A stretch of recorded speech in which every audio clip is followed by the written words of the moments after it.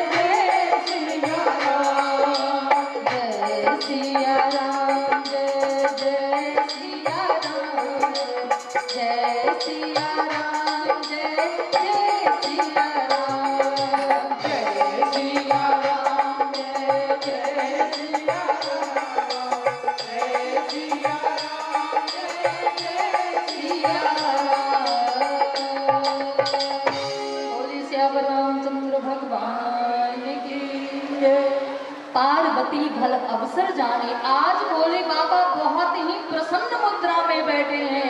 भला अवसर जानकर मैया पार्वती भोले बाबा के पास जाती हैं और भोले बाबा बहुत अभिवादन करते हैं, स्वागत करते हैं। आओ देवी, आपका स्वागत है, आओ। और बाएं भाग में आसन रख देते हैं, क्योंकि पत्नी जो होती है वो बामांगी होती है। पत्नी को अपने पति के किस भाग में विराजना चाहिए, बैठना चाहिए? किस भाग में? माथे पे? बाएं भाग में। भोले बाबा पार्वती के लिए बाएं भाग में आसन रख दिए।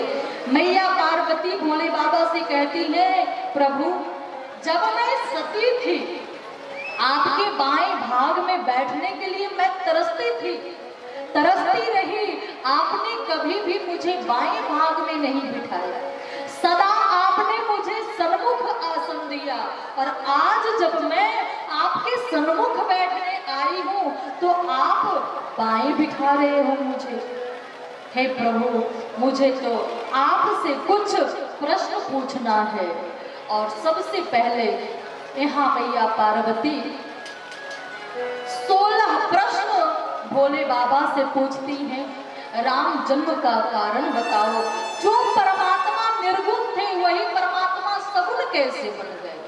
राजा दशरथ के यहाँ वही परमात्मा बालक के रूप में किस प्रकार अवतार लेकर आए, किस प्रकार बाल लीला किए, किस प्रकार जानकी धनुष भंग किए, जानकी से ब्याह, पूरे 16 प्रश्न यहाँ पे पूछते हैं। और जैसे जैसे प्रश्न पूछते हैं भोले बाबा समाधिस्थ होते जाते हैं। बोली सियावर रामचंद्र भगवान। लेकिन भोले बाबा अपने मन को जबरदस्ती खींच कर बाहर निकाले। क्यों? क्योंकि अगर कथा सुनाने वाले को समाधि लग जाएगी तो कथा कैसे सुना पाएगा। इसलिए जबरदस्ती अपने मन को खींच कर और समाधि से बाहर निकालते हैं भोले बाबा। देखो, जहां तो संत हो, दो संतों के बीच में अगर भगवान की कथा होती है तो ये कोई बड़ी बात नहीं है। भाई संत है, उनका काम ही है भजन करना, सत्संग करना, पूजा पाठ करना। लेकिन जहां दो पति पत्नी हो और दो पति पत्नी के बीच में अगर भगवान की कथा होती हो तो वह उसी घर में हमारे राम आते हैं, हमारे कृष्ण आते हैं, बड़े बड़े संत आते हैं। मेरा छोटा सा संसार प्रभु आ जाओ एक बार। मेरा छोटा सा संसार हरि आ जाओ एक बार। मेरा छोटा सा संसार हरि आ जाओ एक बार। मेरा छोटा सा संसार हरि आ जाओ एक बार। हरि आ जाओ, हरि आ जाओ, हरि आ जाओ, हरि आ जाओ।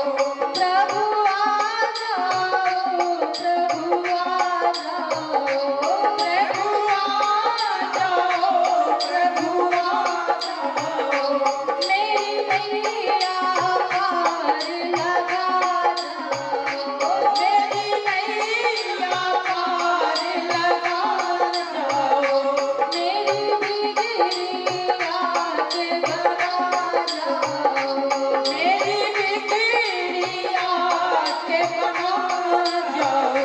मेरा छोटा सा संसार हरि आ जाओ एक बार। मेरा छोटा सा संसार हरि आ जाओ एक बार। जय हो, सभी लोग ताली बजाते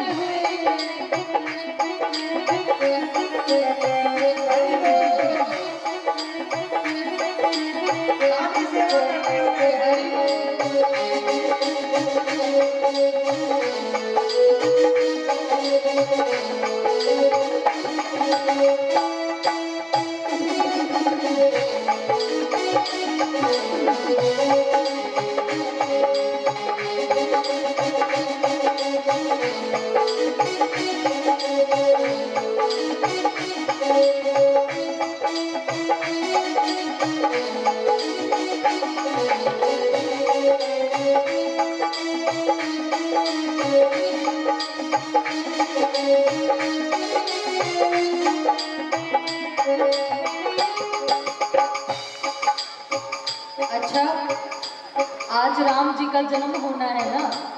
कौन कौन लोग चाहते हैं जल्दी भगवान प्रकट हो जाए आपके बीच में? सब लोग तो सच्चे हृदय से बुलाएंगे भगवान को, ठाकुर जी को। लाखों को दरस दिखाया है, लाखों को दरस दिखाया है, लाखों को दरस दिखाया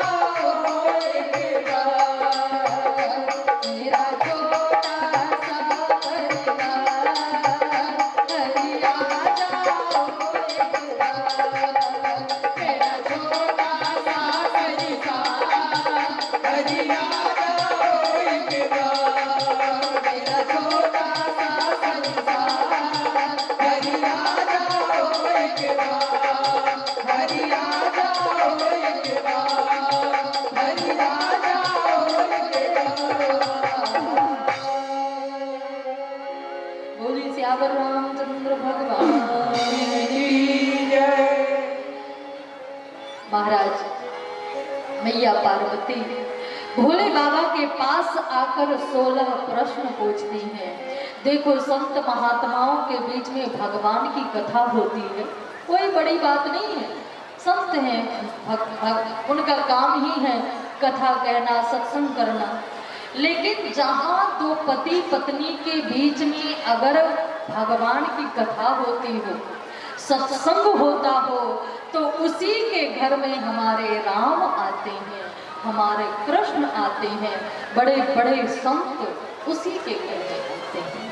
एक बार की बात है, कृष्ण भगवान अपनी सभी पटरानियों को 16,108 पटरानियां थी कृष्ण भगवान की, तो महाराज सभी को लेकर कृष्ण भगवान आधी रात को बलराम जी के कक्ष में रूम में गए। आधी रात के समय जहां बलराम जी अपनी पत्नी, बलराम जी की पत्नी का क्या नाम था पता है आप लोगों को? पता है? रेवती जी। रेवत नरेश की पुत्री रेवती जी थी, और रेवती जी सतयुग की, बलराम जी द्वापर के। तो रेवती जी की लंबाई 21 हाथ, बलराम जी की लंबाई 7 हाथ। कृष्ण भगवान हमेशा चिढ़ाया करते, भैया भाभी की जोड़ी बहुत अच्छी, भैया भाभी की जोड़ी बहुत अच्छी। एक दिन बलराम को क्रोध आया और अपने मूसल से एक मूसल उनके सर पे, मूसल से रेवती जी के सर को दबा दिया। रेवती जी भी 7 हाथ की हो गई। आज वही बलराम और रेवती जी के कक्ष में रूम में आधी रात को कृष्ण भगवान अभी अपनी सभी पटरानियों को लेकर जाते, दोनों लोग शयन कर रहे, और दीवार के बीच में थोड़ी सी जगह बची हुई है। उस जगह के साथ बलराम जी के कक्ष में झांक कर देखते हैं। ये अच्छी बात है क्या? आधी रात के समय जहां दो पति पत्नी जुगल जोड़ी शयन कर रहे हो, उनके कमरे में ताक झांक करना अच्छी बात है क्या? नहीं है अच्छी बात। लेकिन फिर भी कृष्ण भगवान अपनी पटरानियों के साथ जाते हैं और बलराम जी के कक्ष में रूम में कमरे में झांक कर देखते हैं। और क्या देखते हैं? बलराम जी बिस्तर पे बैठे हैं और रेवती जी जमीन पे बैठी हैं।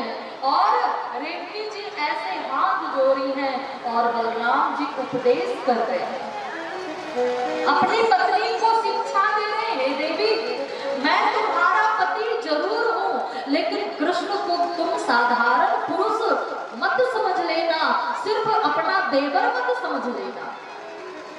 कृष्ण जो है ना, मैं तुम्हारा पति हूँ, लेकिन कृष्ण वो परम पति है, समस्त ब्रह्मांड का पति है, उसे भूल मत जाना। और ये दृश्य देखकर कृष्ण भगवान के आंखों से झरझर आंसू बहने लगा और कृष्ण भगवान कहते हैं, धन्य हो ऐसा गृहस्थ जीवन, धन्य हो ऐसा गृहस्थ जीवन। आधी कथा होनी चाहिए थी। बोले सियावर रामचंद्र भगवान। आप गृहस्थ जीवन का सुख भोगो, मैं मना नहीं करती, संसार में हो तो संसार का सुख भोगो, सब कुछ ये कार्य करते रहो, लेकिन भगवान को याद करते हुए, कर से कर्म करो विधि, कर से कर्म करो विधि नाना, अपने हाथ से संसार का समस्त काम करो, आपकी जिम्मेदारी है। पत्नी की सेवा करना, पति की सेवा करना, बाल बच्चों का देखभाल करना, लेकिन काम करते रहो, नाम जपते रहो, कर से कर्म करो विधि नाना, लेकिन ध्यान राखो जहां कृपा निधाना, परमात्मा को भूल मत जाना। नहीं तो होता क्या है, भगवान हमें संसार में भेजे हैं। बोले सियावर सियावर रामचंद्र भगवान की जय। संसार में भगवान हमें इसलिए नहीं भेजे कि सिर्फ संसार में जाओ और भौतिक आनंद उठाकर मर जाओ। भगवान कहते हैं कि हमें भी याद करो, भजन करो, लेकिन हम करते क्या हैं? जो परमात्मा हमारे अपने हैं, ईश्वर अंश जीव अविनाशी, हम उन्हीं के अंश हैं, परमात्मा के अंश हैं, परमात्मा ही हमारे अपने हैं, लेकिन हम संसार के वस्तु में, संसार में इतने रच बच जाते हैं कि संसारी के वस्तु, संसारी लोग हमारे अपने लगते हैं, हमारे परमात्मा जो हमारे अपने हैं वही पराये लगते हैं। सारा कार्य संसार का हम बहुत मन से करते हैं, लेकिन जब भगवान का काम हम करने लगते हैं, पूजा पाठ करते हैं, तो हमारा मन इधर उधर भटकने लगता है। लोग मुझसे कहते हैं कि देवी जी, जब भी भजन करने बैठता हूँ माला लेकर, तो मन बहुत भटकता है, नींद बहुत आने लगती है। उसी व्यक्ति से कहो, रात में एक कमरे में पैसा भर दो, एकदम खचाखच कमरे में पैसा भर दो, और उससे कहो कि पूरी रात में जितना पैसा गिनो, सारा पैसा तुम्हारा। फिर नींद आएगी क्या? फिर नींद आएगी? नहीं नींद आएगी। उस समय तो लगेगा कि 10 हाथ होता तो हम 10 हाथ से पैसा गिनते, लेकिन जब हम माला गिनने बैठते हैं तो खूब नींद आती है। क्यों? क्योंकि हमने उस पैसे को अपना माना, परमात्मा को नहीं। बोली सियावर रामचंद्र भगवान की जय। राम भज बाबा तेरे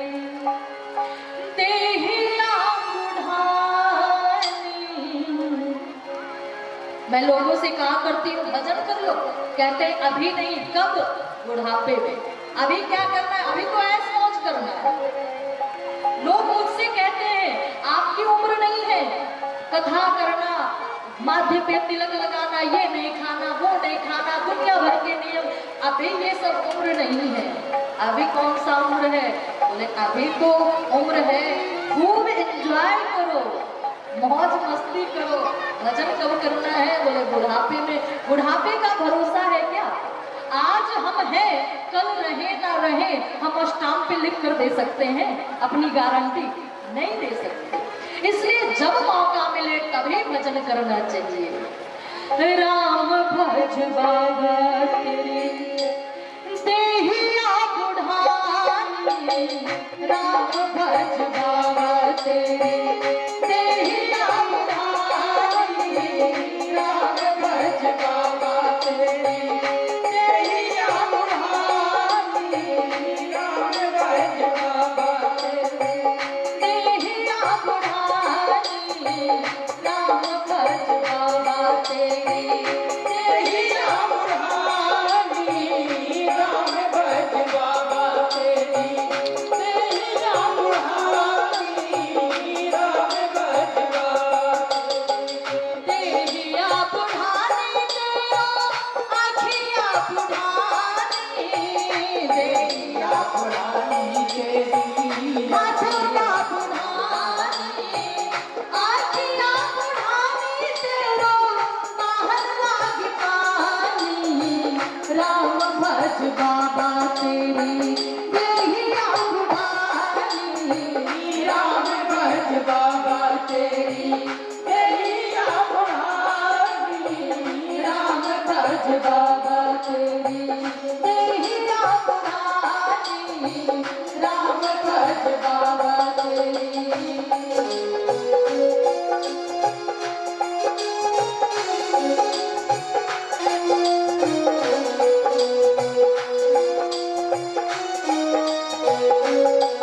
हरि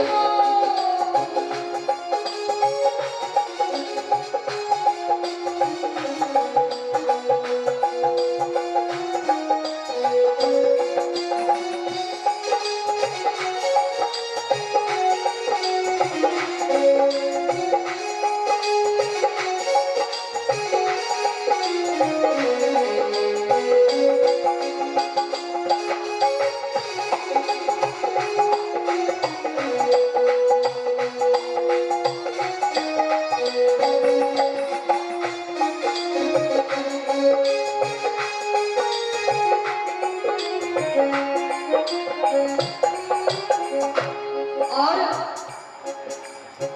खाने को मिलता बाबा टूटा कटोरा, खाने को मिलता बाबा टूटा कटोरा,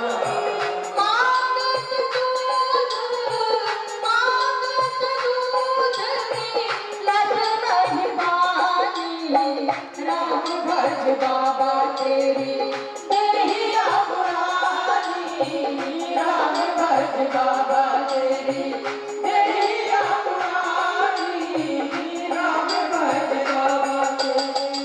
बुढ़ापे में क्या होगा? जिसके लिए आपने जीवन भर मेहनत किया, धन इकट्ठा किया, और जब आप बुढ़े हो जाओगे तो आपके धन पे आपके बेटा, आपके बहू, आपके पोता का साम्राज्य हो जाएगा।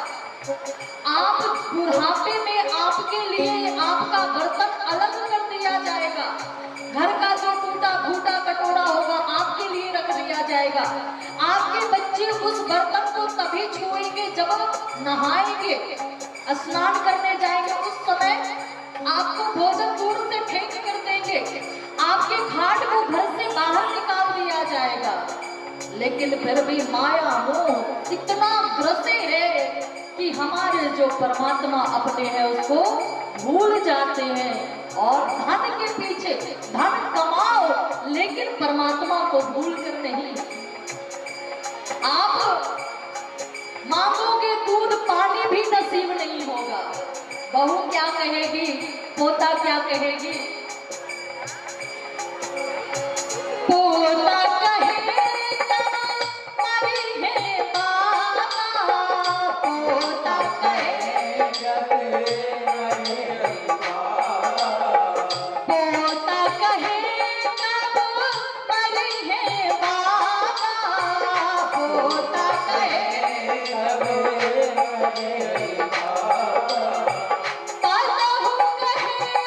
मोरी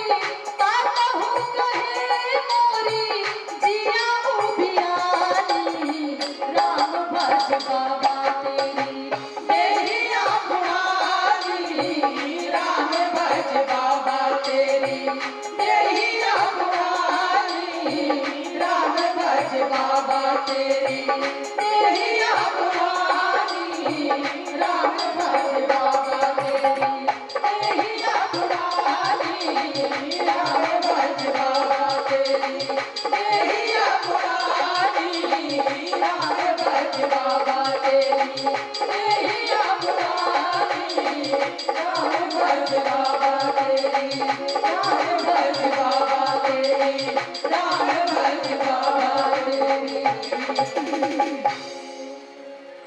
देहिया बुढ़ानी, राम भज बाबा तेरी। इसलिए जब मौका मिले तभी भजन करो, जब भी याद आ जाए। मनुष्य का स्वभाव होता है भूलने का, लेकिन जब याद आ जाए तभी सीताराम सीताराम सीताराम सीताराम सीताराम सीताराम। बुढ़ापे के भरोसे मत रहो, जब मौका मिले तभी भजन करो, क्योंकि परमात्मा को ताजा पुष्प पसंद होता है, ताजा फूल पसंद होता है, बासी फूल नहीं। मुरझाया हुआ फूल भगवान को पसंद नहीं होता है। इसलिए बचपन और जवानी में ही भजन करना चाहिए, बुढ़ापे में हो ही नहीं पाएगा। मुख इसके दांत टूट जाएंगे, राम बोलना चाहोगे आम निकल जाएगा, हाथ में माला पकड़ोगे माला हाथ से छूट कर गिर जाएगी। इसलिए जब मौका मिले तभी भजन करना चाहिए। बोलिए श्याम रामचंद्र भगवान की जय। तो महाराज, जिसके घर में जिसका गृहस्थ जीवन इतना पावन और पवित्र होता है, उसी के यहाँ हमारे राम आते हैं, हमारे कृष्ण आते हैं। राम जप के 5 कारण को भोले बाबा मैया पार्वती को सुनाते हैं। उसके बाद राम जन्म से पहले रावण का जन्म करवाते हैं, क्योंकि रावण जो है ना, रावण रोग है और राम जी दवा है, उपचार है। रोग पहले होता है, दवा बाद में करवाई जाती है। तो राम से पहले रावण का जन्म हुआ, और ये रावण ना बचपन से ही उपद्रवी था। कहीं भी जप जोग विरागा तप मखभागा, श्रवण सुनई दस सीसा, आपै उठ धावे घरे रहे न पावे, धरी सब घाले खीसा। कहीं भी जप जोग तप पूजा पाठ इत्यादि होता, रावण या तो स्वयं जाकर या तो अपने परिकर को भेजकर यज्ञ को, पूजा को, पाठ को नष्ट कर देता, विध्वंस कर देता। रावण जब बड़ा होता है तो मैं दानव की पुत्री मंदोदरी से विवाह करता है। महाराज, मंदोदरी के पूर्व जन्म की कथा आती है। एक संत के द्वारा मैं कथा श्रवण सुनी थी कि ये मंदोदरी के पूर्व जन्म की कथा आती है कि 87 संत वन में तपस्या करते हैं, अनुष्ठान करते हैं। उनका काम है दूध पीकर प्रातः काल जगने के बाद बड़ा सा कराहा, बड़े से कराहे में दूध भर देते हैं और एक वृक्ष के नीचे चूल्हे पे दूध गर्म करने के लिए, उबलने के लिए चढ़ा देते हैं। और सभी महात्मा चले जाते हैं शौच आदि, स्नान आदि से निवृत्त होने के लिए। तब तक ये कराहे में दूध उबलते रहता है और सभी महात्मा आते हैं, थोड़ा थोड़ा दूध पान करके तपस्या करने बैठ जाते हैं, भगवान को ध्यान लगाकर बैठ जाते हैं। उनका डेली का यही नियम है। एक दिन की बात है, कराहे में दूध भर के और चूल्हे पर रख कर गर्म करने के लिए रख दिए महात्मा लोग और शौच आदि से निवृत्त होने के लिए चले गए। जो वृक्ष था ऊपर, उसके ऊपर से 2 जहरीला काला नाग लटकते हुए आया और उस दूध के कराहे में गिरकर और उसी में उबल गया और मरकर अंदर सर्प बैठ गया। कराहे में चूंकि दूध ज्यादा था, अंदर सर्प मरकर बैठ गया और वहीं एक झरना के पास एक मेढक और दूसरी मेढकी,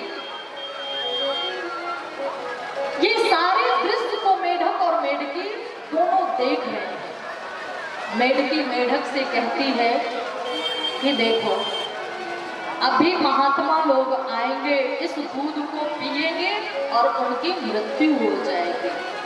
मेढक कहता है हाँ तो मैं क्या करूं? बोलिए सियावर रामचंद्र भगवान की जय। हाँ तो मैं क्या करूं? बोले अरे ये हमारा शरीर जो है ये मेढक का शरीर है, हम कुछ नहीं कर सकते, लेकिन ये महात्मा लोग हमारे देश के लिए कुछ कर रहे तो हमारा सहयोग, हमें इनका सहयोग करना चाहिए। मेढक कहता है कि तुम्हें जो करना है सो करो, मैं नहीं कर सकता। और इतने में महात्मा आए और जैसे उस कराहे से दूध निकालने ही वाले थे कि वो मेढकी महात्मा के सामने ही उस दूध के कराहे में छलांग लगा दी थी। महात्मा लोग कहते हैं राम राम राम राम, इसमें जीव हत्या हुई है, हमें इस दूध को नहीं पीना चाहिए और दूध को फेंक दो। जैसे दूध का कराहा उड़ेलने लगे, दूध बहाते हैं, अंदर दो विषधर बिल्कुल काला भुजंग सर्प दिखाई पड़ा, जहरीला सर्प दिखाई पड़ा। महात्मा लोग कहते हैं ये मेढकी हमारे प्राण बचाने के लिए अपनी प्राण का बलिदान देती है। हमारा भी कर्तव्य बनता है कि इस मेढकी के लिए हम कुछ करें। और सभी महात्मा एक पत्ते के ऊपर उस मेढकी को रखकर और अपने इकट्ठी उंगली को चीर कर काट कर अपने इकट्ठी उंगली के रक्त को उस मेढकी के ऊपर डालते हैं। एक एक करके महात्मा आए और अपने रक्त को डाले। उस जब अंतिम महात्मा 87 महात्मा थे, सभी मिलकर जब अपना रक्त डाले तो उस मेढकी से एक परम सुंदर स्त्री कन्या प्रकट हुई, परम सुंदर कन्या प्रकट हुई। कहते हैं वही कन्या मंदोदरी हुई। उसी कन्या को मैं दानव अपने पास ले जाता है और अपने पास उस कन्या का लालन पालन करता है, इसलिए वो कन्या मैं दानव की पुत्री है। भाई ये कथा मैं संतों के द्वारा सुनी, किसी शास्त्र में नहीं पढ़ी, लेकिन संत के द्वारा मैं ये कथा कई एक बार सुनी। बोलिए सियावर रामचंद्र भगवान की। तो महाराज ये रावण जो है ना, पूरी पृथ्वी पे उपद्रव मचाता है।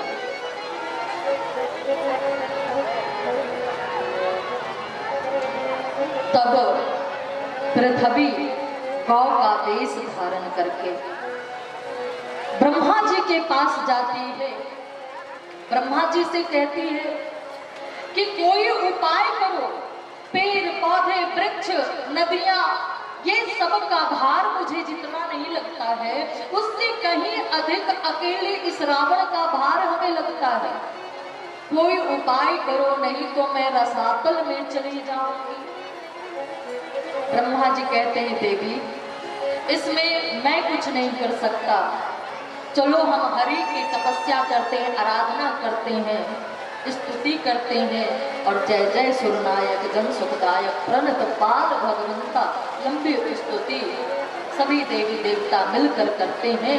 आकाशवाणी होती है कि आप लोग चिंता मत करो, मैं पृथ्वी पे अपने अंश सहित अवतार लेकर आऊंगा।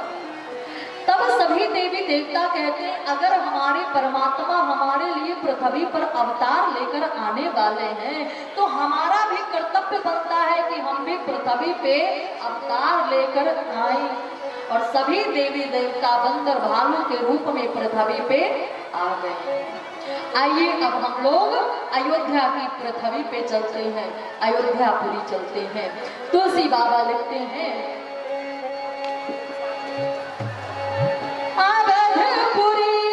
रघु कुल मन राऊ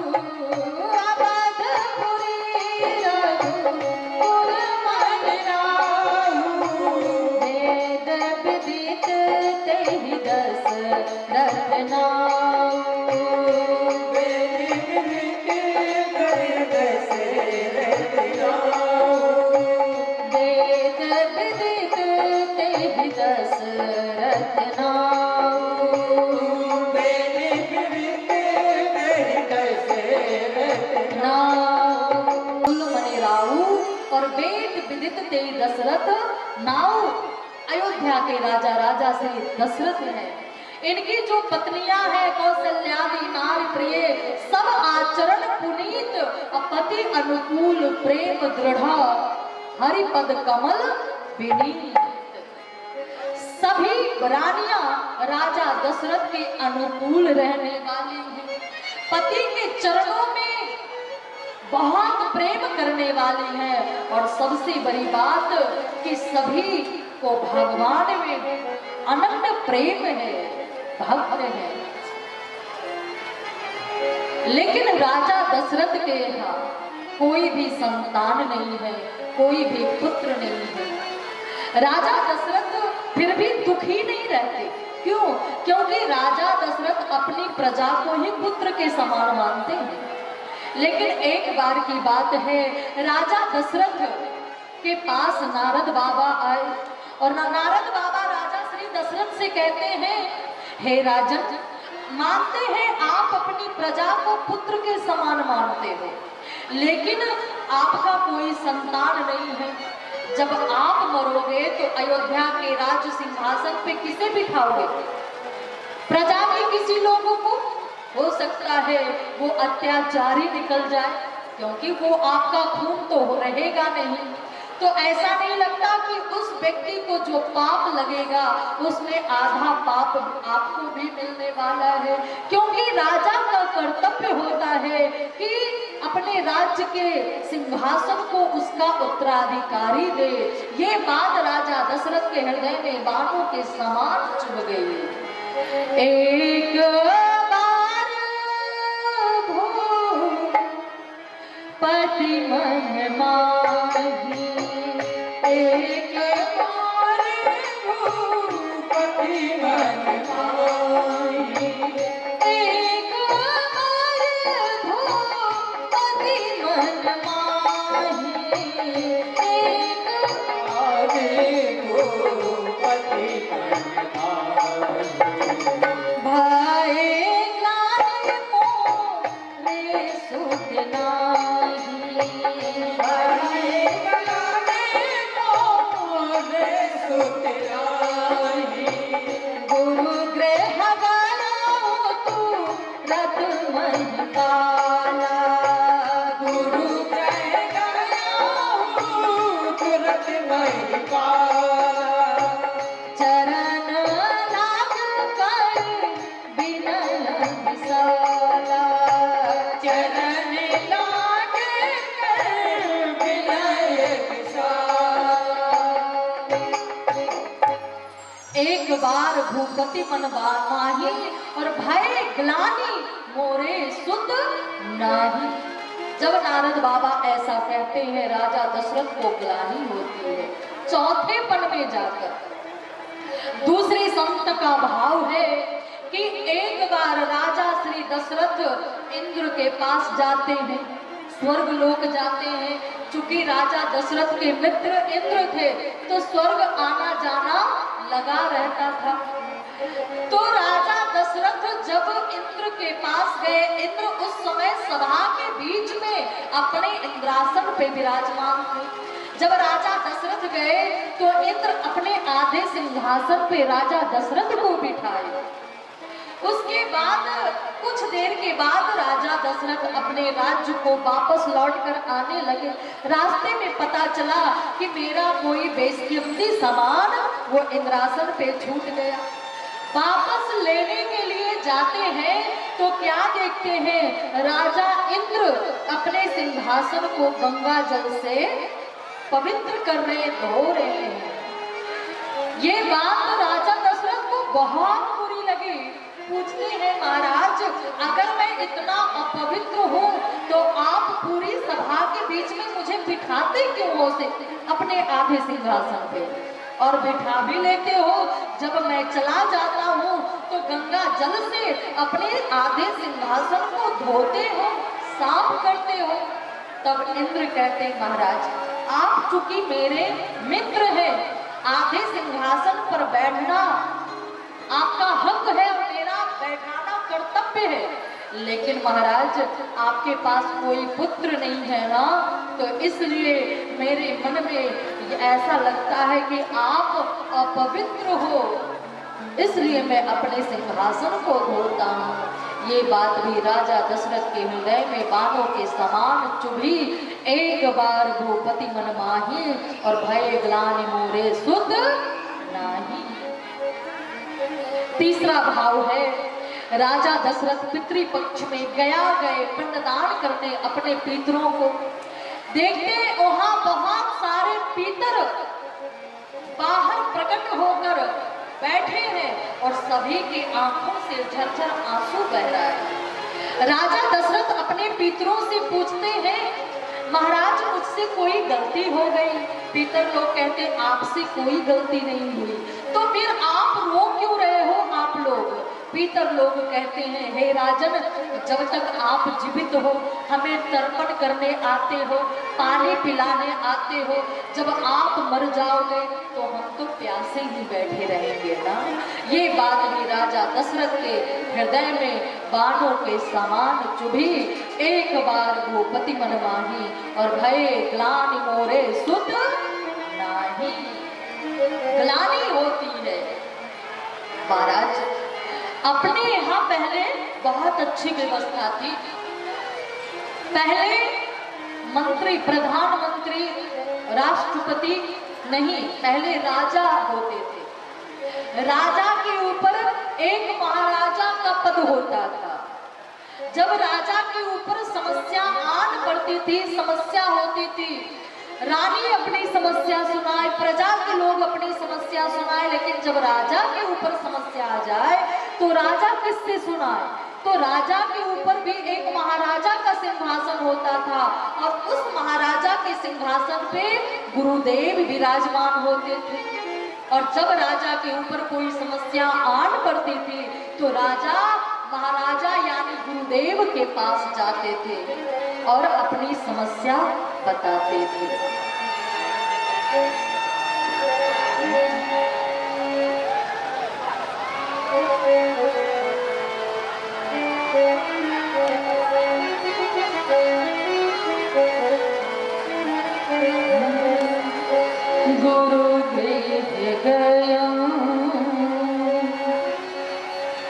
तुरत महिपाला चरण लागी कर विनय विशाल। गुरुदेव तुरत महिपाला चरण लागी कर विनय विशाल। निज दुख सुख सब गुरु ही सुनायो, निज दुख सुख सब गुरु ही सुनायो। काहि वशिष्ठ बहु विधि समझायो, निज दुख सुख सब गुरु ही सुनायो।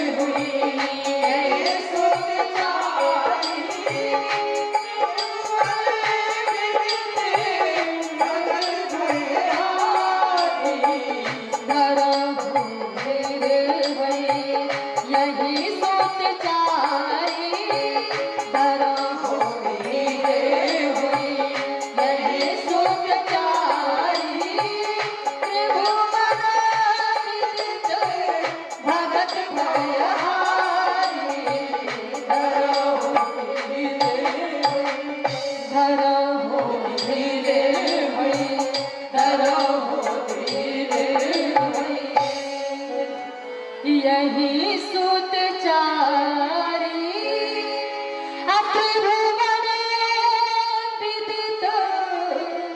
भगत भय हारी धरहु धीर धरहु धीर यही सुत चारी गुरु गृह गयो तुरत मही पाला और चरण लाग कर विनय विसारा।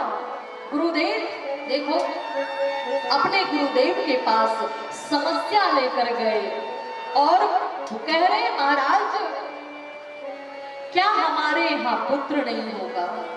निज दुख सुख दुख सुनाते सुनाते उसके बाद अपने सुख को सुनाने लगे। फिर कहते हैं महाराज क्या हमारे पास पुत्र नहीं होगा। गुरुदेव कहते हैं हे राजन मैं तो कब से सोच रहा था राजा दशरथ मुझसे कभी कुछ मांगे मांगे मांगे मांगे आपने कभी कुछ मांगा ही नहीं।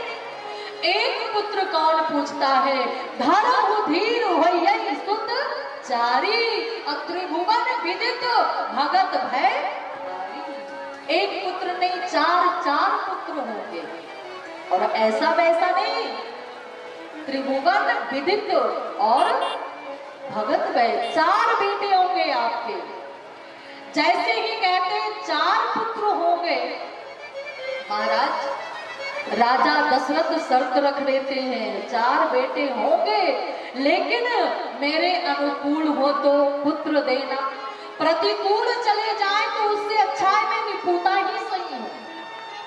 मेरे अनुकूल हो तो गुरुदेव देना नहीं तो मैं बिना पुत्र के ही ठीक हूँ। आजकल के लोगों से पूछो बेटे कितने हैं कहेंगे 4। क्या करते हैं कहेंगे 2 है कस्टडी में और 2 है फरार। 2 को पुलिस करके ले गई है और 2 को पकड़ने के लिए घर पे रोज पुलिस आती है। कुर्की जब्ती होने रोज आता है। आजकल ऐसे बेटे होते हैं लेकिन राजा दशरथ पहले ही शर्त रख लिए कि अगर ऐसे पुत्र हो तो देना उससे बढ़िया मैं निपुता सही हूँ। और देखो अपने यहाँ 2 कुल है कौन कौन एक रघुकुल और दूसरा यदुकुल। दोनों कुल की एक विशेषता है। क्या यदुकुल की क्या विशेषता है बोले यदुकुल जिसमें कृष्ण भगवान जन्म लिए। इस कुल की ये विशेषता है कि जब तक 2 हाथ नहीं करोगे तब तक विवाह संपन्न नहीं होगा। आप अध्ययन करके देखना श्रीमद् भागवत अध्ययन करके देखना कृष्ण भगवान के खानदान में जितने भी राजा महाराजा चंद्रमा यदु पुरु जितने भी हुए सबके विवाह में पहले युद्ध हुआ विवाह बाद में संपन्न हुआ। कृष्ण भगवान का जो 16,108 विवाह है। अब चूंकि भागवत श्रीमद् भागवत कथा तो है नहीं कभी भागवत कथा करवाना फिर मैं बताऊंगी कि कृष्ण भगवान का जो 16,108 विवाह हुआ सारे विवाह में सबसे पहले युद्ध हुआ तब जाके विवाह संपन्न हुआ। जिसने रुक्मणी के विवाह के बारे में आप अच्छे से जानते होंगे। तो पहले युद्ध विवाह बाद में संपन्न हुआ। ये यदुकुल की विशेषता है। और रघुकुल की विशेषता क्या है बोले जब तक गुरुदेव की कृपा नहीं होगी जब तक गुरुदेव के पास गिराओगे नहीं तब तक पुत्र की प्राप्ति नहीं होगी। ये रघुकुल की विशेषता है। इसी कुल में एक राजा हुए राजा श्री अज महाराज। राजा अज के पास भी कोई पुत्र नहीं कोई संतान नहीं। गुरुदेव के पास गए गुरुदेव पुत्र नहीं होगा क्या बोले होगा ना। कैसे होगा बोले अपने कमाए हुए धन गरीबों में दान करो पुत्र होगा। अब सुबह के गए शाम को राजा श्री अज लौट कर आए एक सोने का सिक्का कमा कर आए और अपनी पत्नी इंदुमती से कहते हैं हे देवी पुत्र प्राप्ति की चाबी हमें मिल गई है। कहा है प्रभु देना। और जैसे ही बगल में जो रखे थे सिक्का निकालने लगे सिक्का मिलता नहीं कहीं गिर गया है। बहुत ढूंढे सिक्का मिलता नहीं है। छोड़ दिए, चलो कोई बात नहीं, फिर जाएंगे, फिर कमाएंगे। प्रातः काल इंदुमती जो राजा श्री अज की पत्नी थी, प्रातः काल पूजा की थाल तैयार करके अपने कुल देवता श्री रंग भगवान की पूजा करने के लिए जा रहे थे। रास्ते में आंचल का पल्लू किसी वस्तु में चिपक जाता है, खूब छुराती है, नहीं छूटता है। वही सिपाही लोग देख रहे थे, दौड़ कर आए, उनको लगता है महारानी का पल्लू फंस गया है, हम छुरा दें। छुराने लगते हैं तो वहां कुछ चमकीला पदार्थ दिखाई दिया, सो खोदने लगे, वहां की मिट्टी हटाने लगे। हटाते गए, खटखट की आवाज होते गई, हटाते गए, खूब खोदे मिट्टी तो एक रथ प्रकट हुआ। लेकिन अभी भी खटखट की आवाज आ रही है, और खोदे, खोदते गए, 2 रथ प्रकट हुआ, और खोदे 3 रथ, और खोदे 4 रथ, और खोदे 5 रथ, और खोदे 6 रथ, और खोदे 7 रथ, और खोदे 8 रथ, और खोदे 9 रथ, और खोदे 10 रथ। 10वें रथ के ऊपर एक छोटा सा नन्हा सा प्यारा सा बालक सोया था। चूंकि वो बालक 10वें रथ पे सोया था, इसलिए उस बालक का नाम गुरुदेव विचार कर रखते हैं दशरथ। बोलिए दशरथ जी महाराज की जय हो। ये राजा दशरथ के जन्म की कथा है। आज उन्हीं राजा दशरथ के पास कोई पुत्र नहीं है। गुरुदेव कहते हैं, इससे पूछते हैं महाराज पुत्र नहीं होगा क्या? बोले क्यों नहीं होगा, लेकिन उसके लिए आपको पुत्र कामेष्ठी यज्ञ करवाना होगा। गुरुदेव पुत्र कामेष्ठी यज्ञ आप करवाओगे क्या? बोले सारा काम अपने गुरुदेव से ही करवा लोगे। तो आपके जो दामाद साहब हैं वो किस दिन काम आएंगे?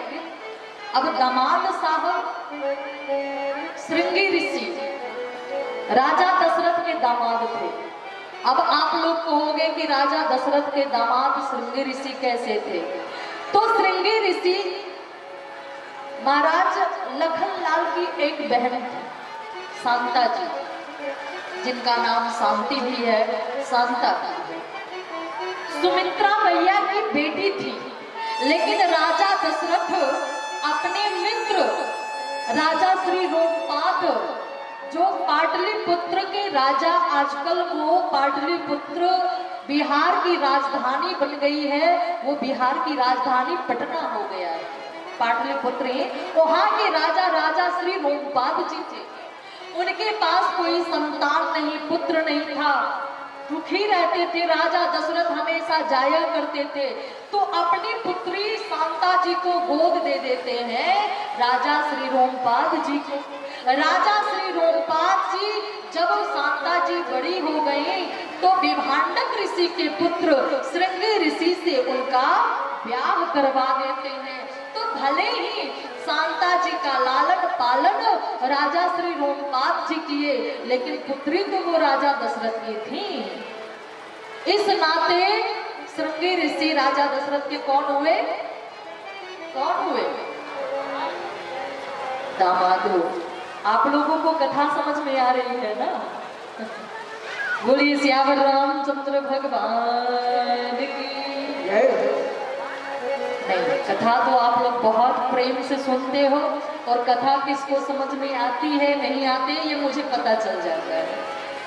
बोलिए सावरे सरकार की जय जय श्री सीताराम। तो कहते हैं कि सारा काम अपने गुरुदेव से ही करवाओगे, तो आपके जो दामाद साहब हैं श्रृंगी ऋषि, वो किस दिन काम आएंगे? श्रृंगी ऋषि वशिष्ठ बुलावा, श्रृंगी ऋषि वशिष्ठ बुलावा, पुत्र काम शुभ यज्ञ करावा, श्रृंगी ऋषि वशिष्ठ बुलावा, पुत्र काम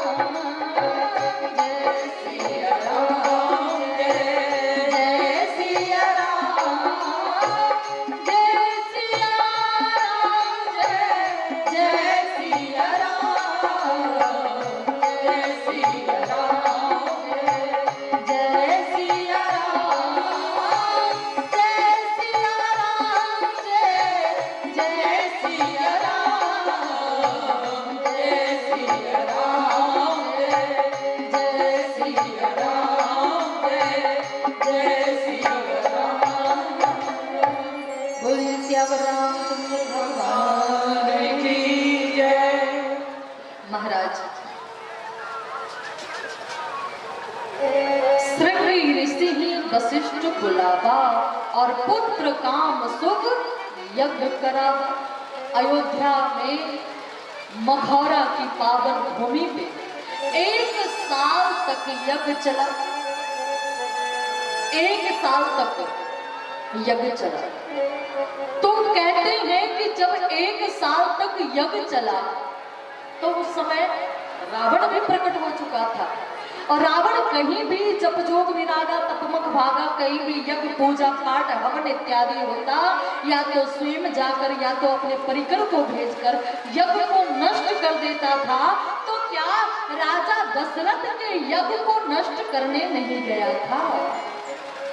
रावण के रहते 1 साल तक राजा दशरथ का यज्ञ कैसे चला? कहते हैं एक बार की बात है, रावण अयोध्या आया और उस समय के राजा दिलीप थे। राजा दिलीप को गुरुदेव वशिष्ठ जी एक गाय दी कि इस गैया की सेवा करो, जिसका नाम, उस गैया का नाम नंदनी गौ था। आप लोग कथा सुने होंगे। वो नंदनी गैया वन में चल रही थी और राजा दिलीप सरजू जी में स्नान कर रहे थे। उसी समय रावण अयोध्या आता है और सरजू किनारे विचरण कर रहा है। इतने में राजा दिलीप स्नान करने के बाद जल को अंजलि में लेकर और पीछे फेंक दिए। रावण पीछे खड़ा खड़ा सब सारा दृश्य देख रहा है। जब राजा दिलीप सरजू जी से स्नान करके बाहर निकले तो रावण पूछता है, महाराज मैं भी ब्राह्मण हूँ, वेद पाठ मैं भी अध्ययन किया, मेरे यहाँ स्वयं साक्षात ब्रह्मा जी मुझे वेद पढ़ाने के लिए आते हैं, मैं सब जानता हूँ, लेकिन किसी भी ग्रंथ में ऐसा नहीं लिखा है कि किसी भी देवी देवता की पूजा जल पीछे फेंक कर की जाए। आप कौन से देवता की पूजा कर रहे हो? राजा दिलीप कहते हैं, हे रावण, मैं किसी देवता की पूजा नहीं कर रहा, तो मेरी जो गैया है नंदनी गौ वो वन में चल रही है और मेरी गैया के ऊपर एक बाघ ने हमला कर दिया है। अपनी गैया की रक्षा के लिए ये जल में पीछे फेंका। अगर भरोसा नहीं है तो वन में जाकर देखो। रावण वन में गया, जाकर देखता है बाघ दूसरे तरफ मरा हुआ है और गैया आराम से चल रही है।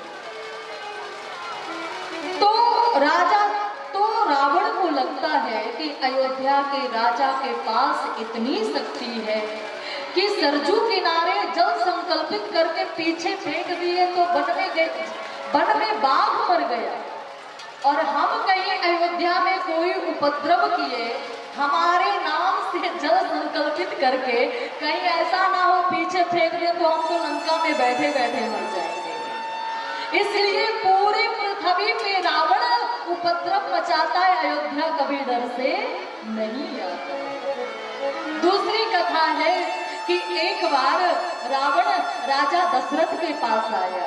महाराज, मैं आपसे मल्ल युद्ध करना चाहता हूं।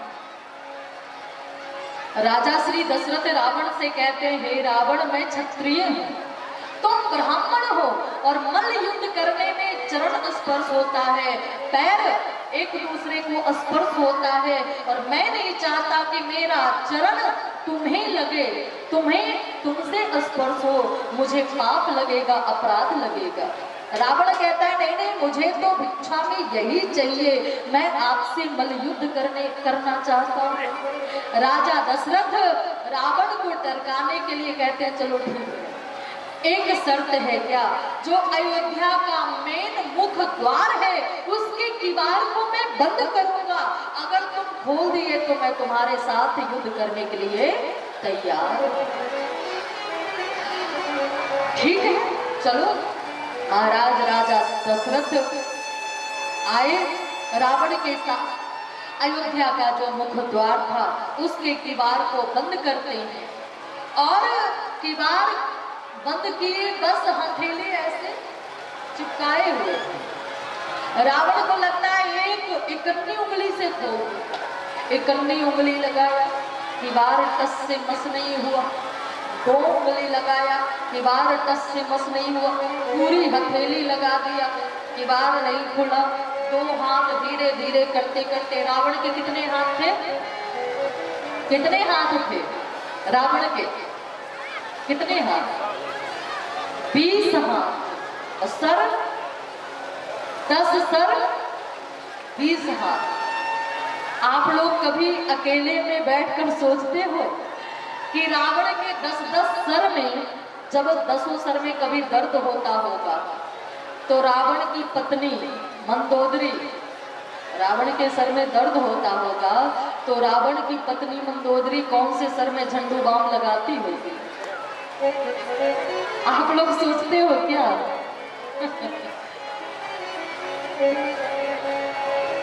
धीरे धीरे करते करते रावण अपने 20 हाथ लगा दिया, खूब धक्का दिया, किवाड़ नहीं खुला, थक कर हार कर चला गया। 10 मिनट, 20 मिनट, आधा घंटा, 1 घंटा, राजा दशरथ को लगा कि क्या बात है, रावण क्या वहीं से लौट गया? 1 घंटे के बाद जब किवाड़ खोलकर बाहर आते हैं, देखते हैं कि वहां की मिट्टी बहुत दूर तक, वहां की भूमि भीग चुकी है और भूमि में बहुत बड़ा बड़ा गड्ढा बना हुआ है। राजा दशरथ सिपाही को बुलाकर पूछते थे, यहाँ कोई आया है क्या, आया था क्या?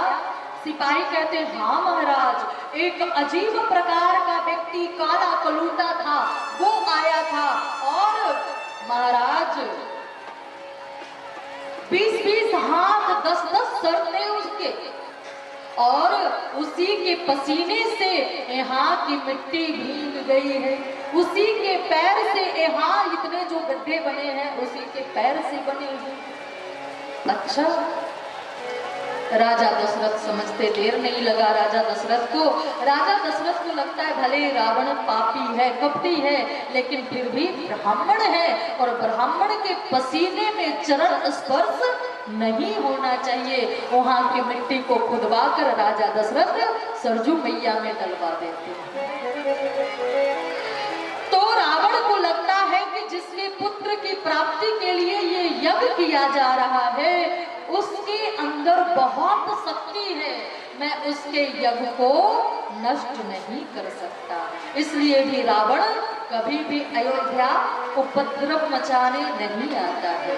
बोलिए सियावर रामचंद्र भगवान की जय हो। महाराज, अयोध्या में बहुत दिन तक यज्ञ चला। अयोध्या राम जी को बहुत प्रिय है। राम जी स्वयं कहते हैं, अति प्रिय मोही हाँ के बासी, हाँ के बासी, मम धाम दापुरी सुख राशि। जय सिया राम,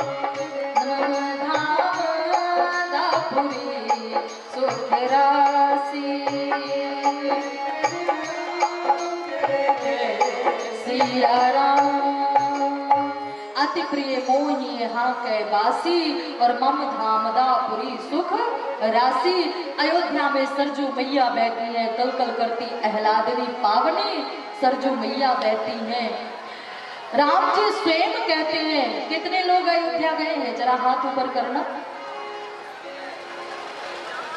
गए हैं लेकिन फिर भी बहुत कम लोग गए।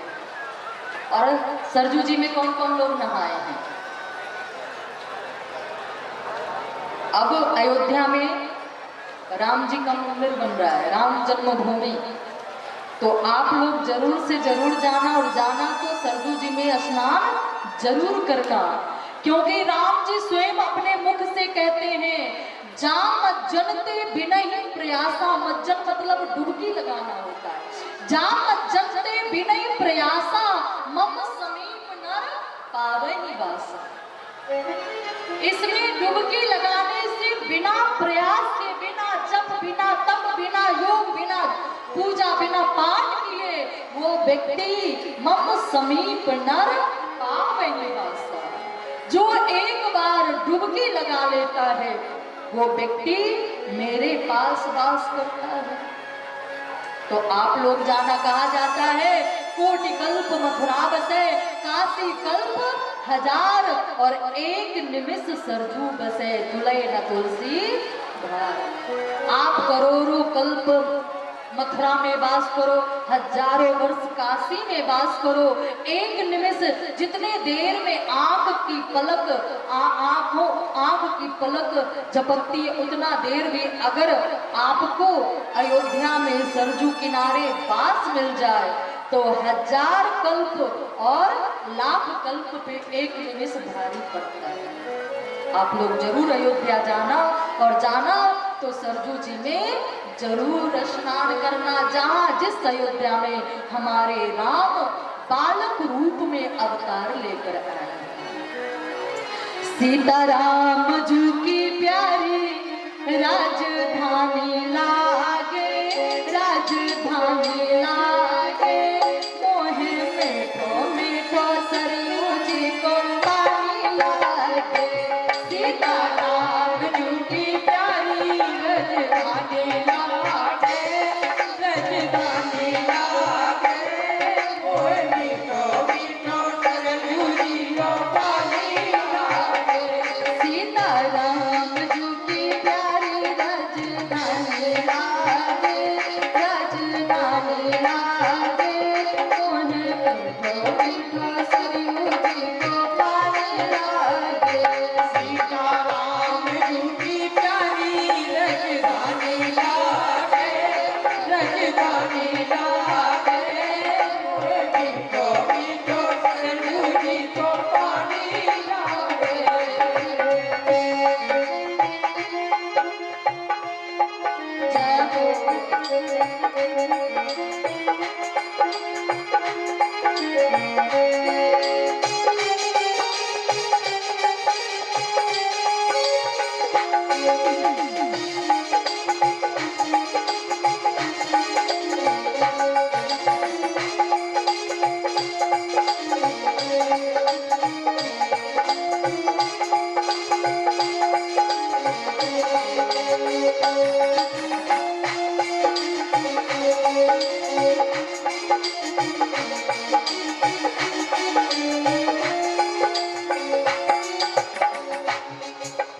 धन्य कौशल्या, धन्य कैकेयी, धन्य सुमित्रा मैया। धन्य कौशल्या, धन्य कैकेयी, धन्य सुमित्रा मैया। धन्य भूप दशरथ के आंगन, धन्य भूप दशरथ के आंगन, खेले चारों भैया। धन्य भूप दशरथ के आंगन, खेले चारों भैया। मीठी तोतरी, मीठी तोतरी,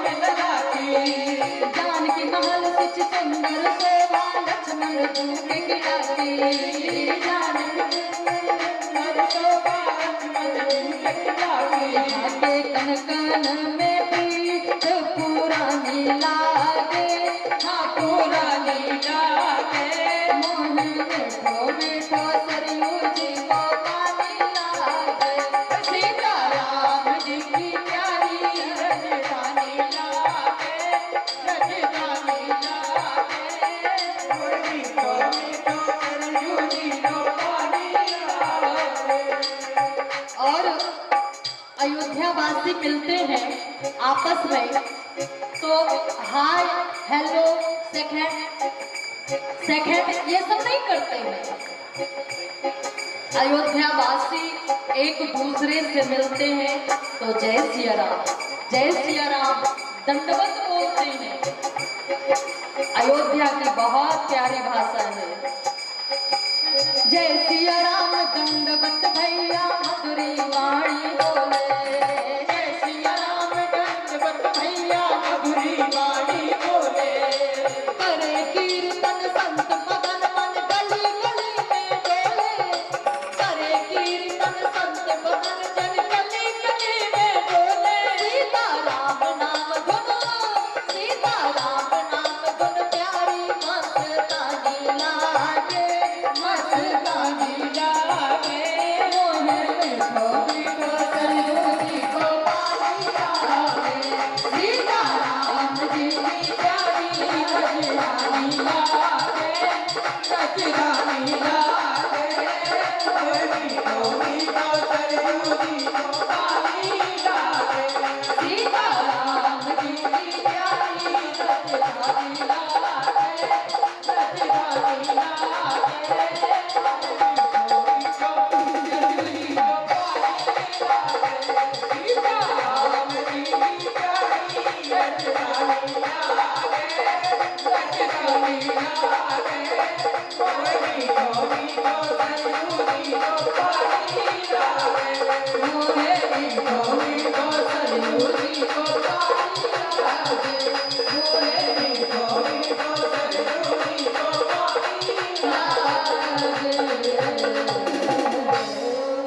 श्याम रामचंद्र भगवान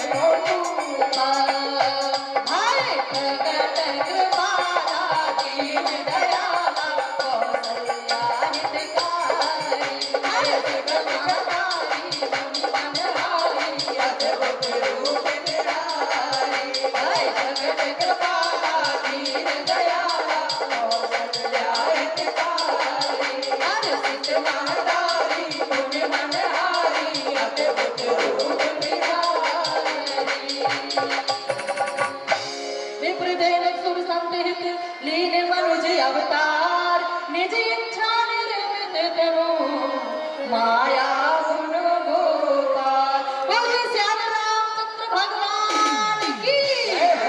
भगवान श्री राम का प्रादुर्भाव चतुर्भुज रूप में कौशल्या मैया के राजमहल में हो गया। मैया गर्भा स्तुति करने के बाद राम जी को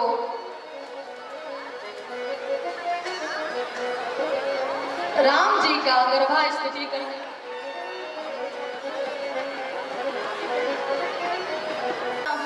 बोले हाँ, जब बालक जन्म लेता है तो बूढ़ा बाबा की तरह गोल गोल बातें नहीं बनाता है, वो तो रोता है लाला आप रो भाई माइक।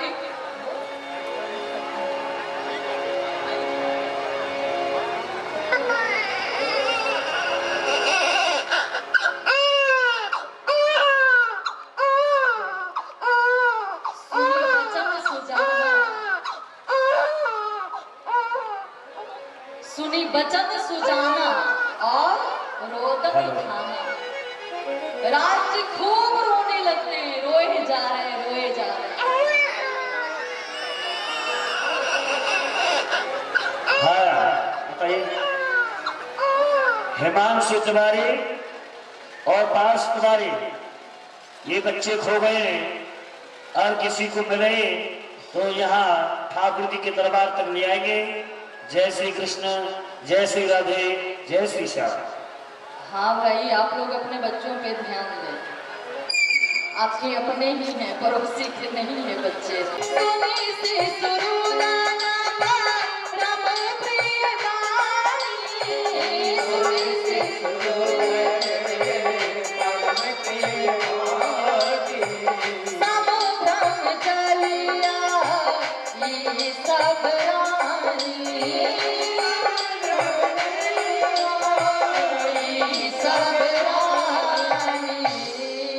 राम जी की रोने की आवाज सुनकर सभी महारानियां दौड़ कर आती हैं। एक दासी राजा दशरथ के पास गई, कौशल्या की दासी, महाराज महाराज आपकी महारानी कौशल्या ने एक लाला को जन्म दिया। राजा दशरथ अपने गले से हार निकाल कर दिए। नाचती भई चली गई। इतने में कैकेयी की दासी आती है। महाराज महाराज, आपकी छोटी महारानी कैकेयी ने भी एक लाला को जन्म दिया। इतने में दो दासी दौड़कर आती है। सुमित्रा ने भी दो दो लाला को जन्म दिया। अब बाजे बाले को बुलाया गया। सभी लोग नाच रहे, गा रहे, बधैया मना रहे। आइए हम लोग भी राम जन्म बधैया में शामिल होते हैं। भय प्रकट कृपाला दीन दयाला कौशल्या हितकारी।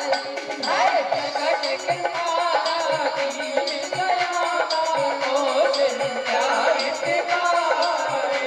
हर सिद्ध महतारी मुनि मनहारी अद्भुत रूप विचारी। हर सिद्ध महतारी मुनि मनहारी अद्भुत रूप विचारी। महाराज, ऐसे आपको लाला नहीं मिलेगा।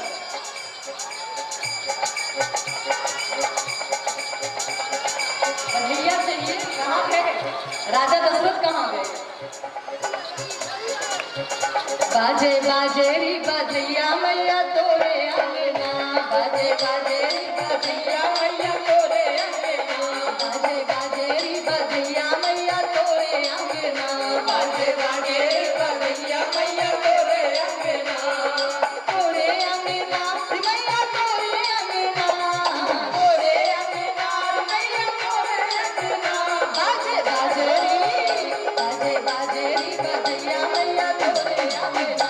बाजे बाजे री बधैया मैया तोरे अंगना। बाजे बाजे री बधैया मैया तोरे अंगना।